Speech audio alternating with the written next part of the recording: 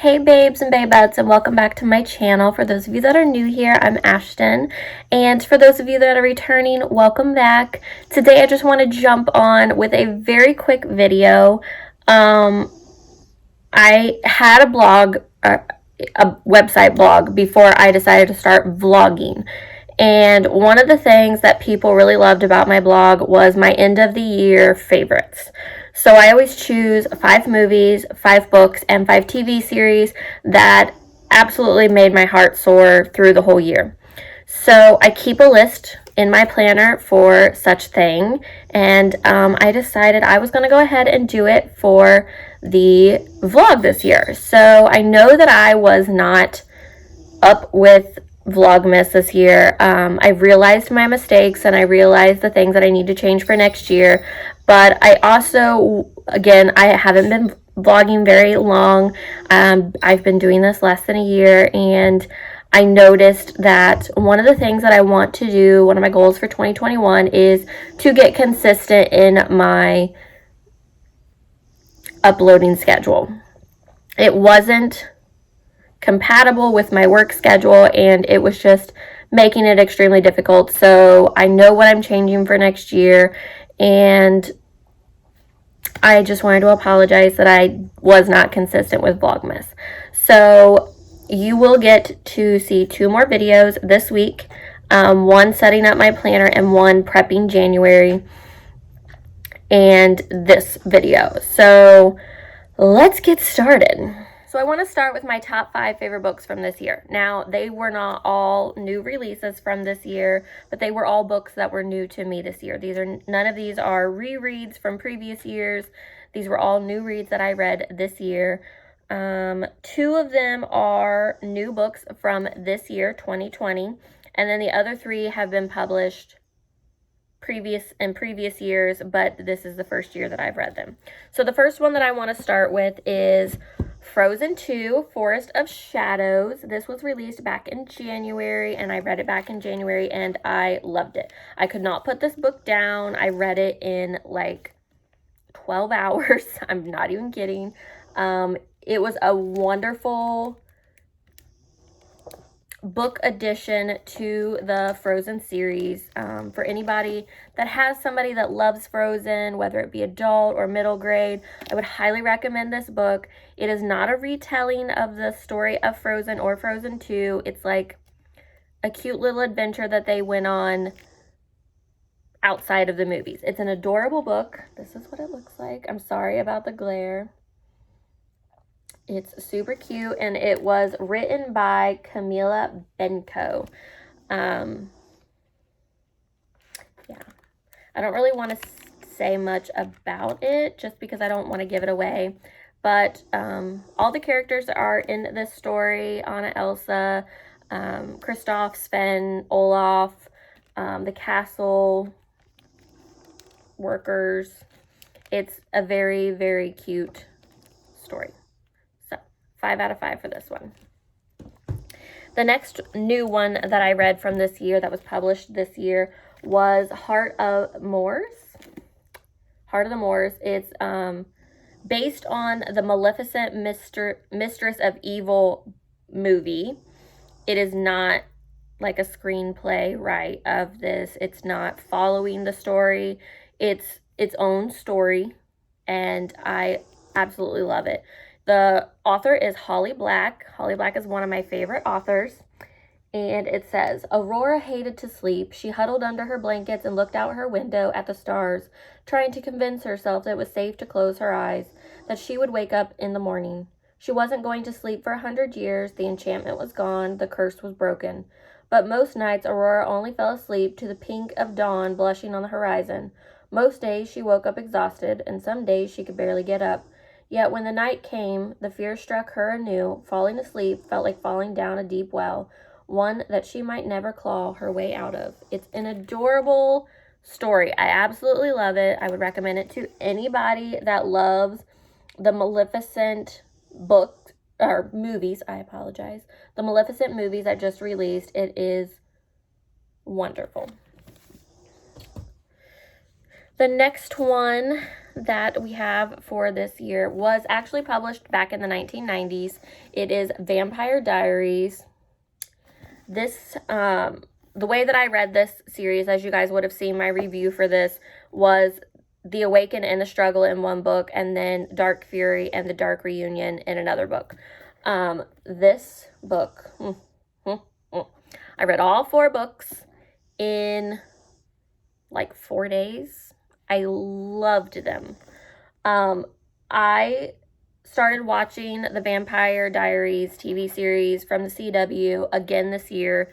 And I noticed something in the beginning credits that it was based on a book. And I was like, oh, well, I want to look this up. So I went ahead and checked out the first book, which is this one.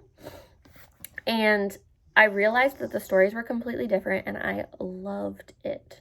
So I would highly recommend this book. I will give it a 4 out of 5, though, just because I thought it was going to be more of a telling like the TV series, and it ended up being completely different. So, I mean, it's not a bad different. It just threw me off. So, this is a wonderful book as well. The next one that I would recommend is The Kingdom Keepers, Disney After Dark by Ridley Pearson. This is a middle grade juvenile book that I would say, but I couldn't put it down. There are 5 books in this series, and then there's like Disney Returns, or The Keepers Return, and then there's another spinoff. So there's 2 spinoffs from this one, and I'll be honest, I read the entire series of Kingdom Keepers in like a week. There are 5 books. It's amazing. Anybody that loves Disney, I would highly, highly, highly recommend this book. This is what it says. In this fantastic thriller, 5 young teens tapped as models for theme park guides to find themselves pitted against Disney's villains and witches who threaten both the future of Walt Disney World and the stability of the world outside of its walls. Using a cutting-edge technology called DHI, which stands for Disney Host Interactive, and daylight hologram imaging, Finn Whitman, an Orlando teen, and 4 other kids are transformed into hologram projections that guide guests through the park. However, this new technology turns out to have unexpected effects that are both thrilling and scary. Soon, Finn finds himself transported in his DHI form into the Magic Kingdom at night. Is it real or is he dreaming? Finn's confusion only increases when he encounters Wayne, an elderly Imagineer, who tells him that the park is in grave danger. Led by the scheming witch Maleficent, a mysterious group of characters called the Overtakers is plotting to destroy Disney's beloved realm and maybe more. This gripping high-tech tale will thrill every kid who has ever dreamed of sneaking into Walt Disney World after hours and wondered what happens at night when the park closes. I loved this series. I absolutely loved it. I ended up getting it from the library, and this past December, I actually ordered the entire series because I loved it that much, and I know I'm going to reread it. It's perfect for any Disney lover, any kid. I would highly recommend. 5 out of 5. The last book in my top 5 for this year is Artemis Fowl. As you guys know, the new movie released this year on Disney Plus, and I watched the movie and I was like, oh my god, I have to read this book. So as a librarian, I knew that the new cover for Disney for Artemis Fowl was coming out, as well as they turned it into a graphic novel, and I was like, I want to read the original, and I did, and I ended up loving it. So I ended up buying the first book. This is not my copy, as you guys can tell. This is a library copy, but my copy has not made its way in yet. But I would totally give this 5 out of 5. This is the little thing on the back. It says, stay back, human. You don't know what you're dealing with. 12-year-old Artemis Fowl is a millionaire and a genius, and above all, a criminal mastermind. But even Artemis doesn't know what he's taking on when he kidnaps a fairy, Captain Holly Short of the Lepcron unit. These aren't the fairies of bedtime stories. They're dangerous. Full of unexpected twists and turns, Artemis Fowl is a riveting and magical adventure. I would totally agree with that. I couldn't put this book down. I read this one, the 3rd one, and the 4th one. no, this one, the second, third, and fourth one, in a matter of a weekend. I was obsessed. It was very thrilling, very exciting, and I would totally recommend this to anyone, adult or child. The next top 5 are going to be my movie top 5s.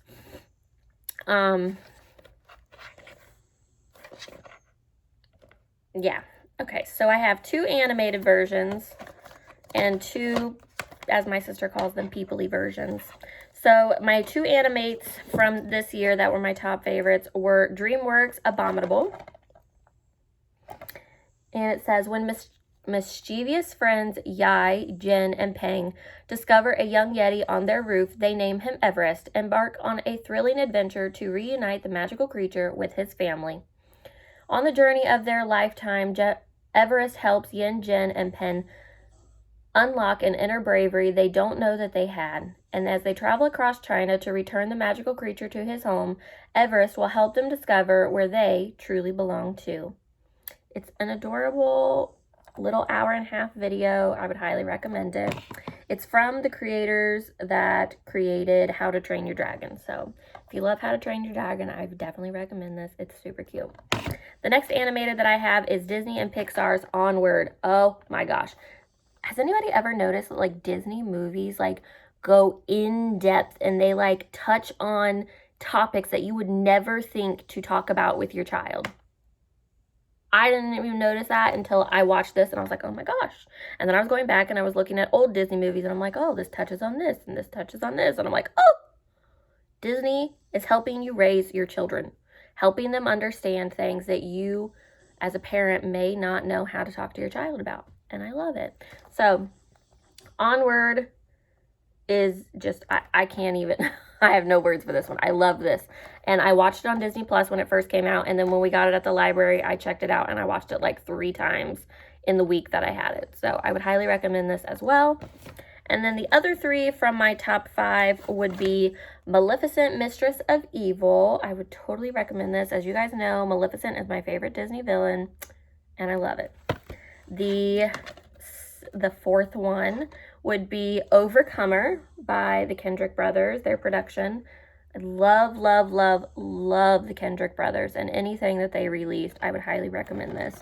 And then last but not least would be Breakthrough. So I watched this with my mom and my grams, and we were all a bawling mess by the end of it, but I would totally recommend it. 5 out of 5. And then the last but not least category is my top, I can't even say top 5 because I didn't have 5 favorite TV series from this year, which is surprising for me. I ended up watching a lot of like reruns because I just didn't really connect with anything that was new this year.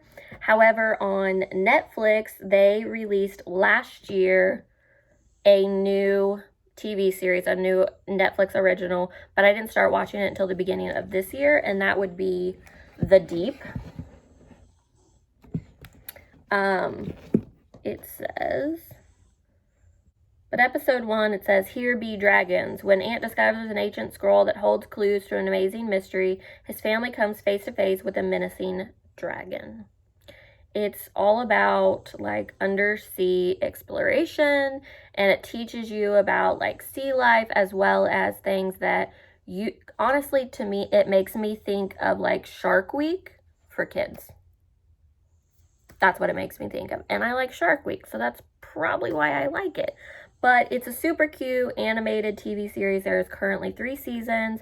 Yes, I have watched them all. And sometimes when I just feel like, bleh, I rewatch it. Just because they're short, sweet, cute little, like 20 to 20 minute episodes, and they're adorable.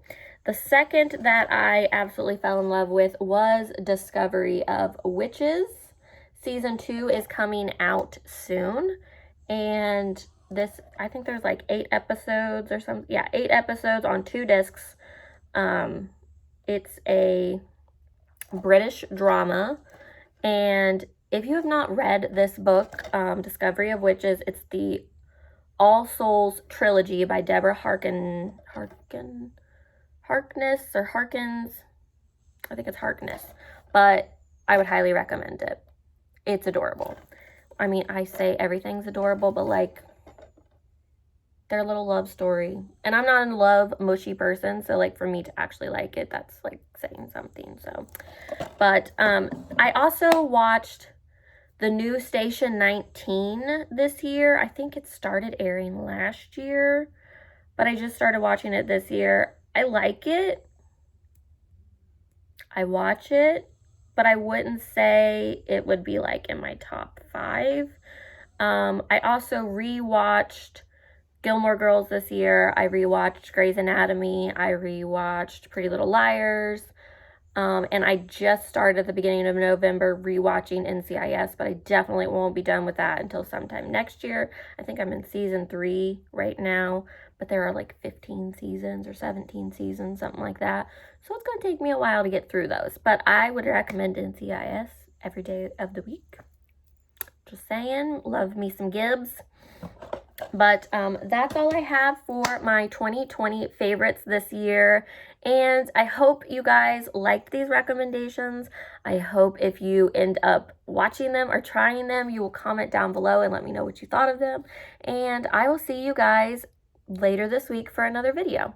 Bye, guys.